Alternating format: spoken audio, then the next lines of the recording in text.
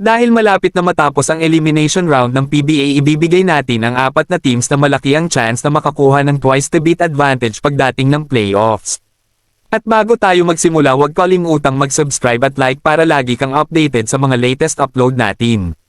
Salamat! Dahil malapit na ang playoffs ng PBA, ibibigay natin mga ka-Lloyd Sports Zone ang mga teams na malaki ang chance na makapasok sa top 4 pagdating ng quarterfinals round.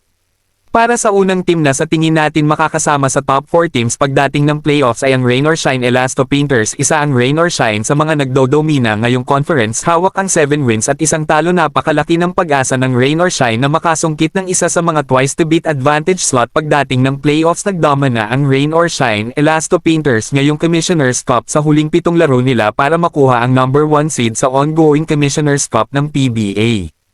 Pinapangunahan ng Rain or Shine import na si Jalen Johnson ang Rain or Shine Elasto Painters sa average nitong 27 points per game sa huling 8 laro nila ngayong elimination round. At ang pangalawa sa ating listahan na makakasungkit ng top 4 finish ngayong elimination round ng Commissioner's Cup ay ang TNT Tropang 5. Kung titingnan natin ang remaining schedule ng TNT Tropang 5G ay mga light opponent na lang din ang natitira, kaya masasabi nating malaki ang chance ng TNT Tropang 5G na makakuha ng isa sa top 4 finish ngayong elimination round. Pinangunahan ng ex-NBA superstar na si Bol Bol ang TNT Tropang 5G na halos nag-a-average ng 40 points sa huling 7 laro nila para mapasama sa top ng standings. Pangatlo naman sa ating listahan ay ang Barangay Ginebra San Miguel. Tingin natin mga ka-Lloyd Sports Zone na makakasama ang Barangay Ginebra San Miguel sa isa sa mga makakakuha ng top 4 finish pagtapos ng elimination round. Tingin din natin na sasandalan ulit ng Barangay Ginebra San Miguel si Justin Brownlee para mapasama sa top 4 sa team standings na magkakaroon ng bentahe pagdating ng quarterfinals round na alam naman natin na napakahalaga talaga.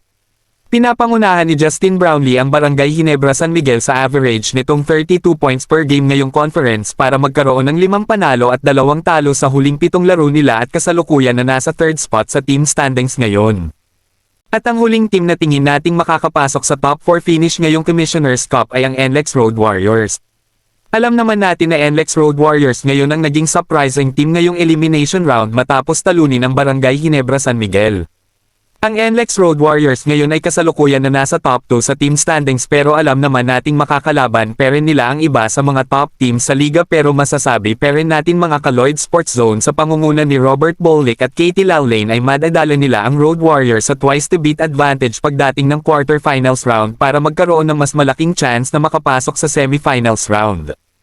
Kung kayo ang tatanungin mga ka-Lloyd Sports Zone, anong sa tingin nyo ang mga makakakuha ng twice to beat advantage sa playoffs, comment na.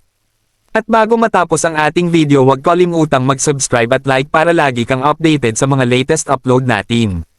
Salamat!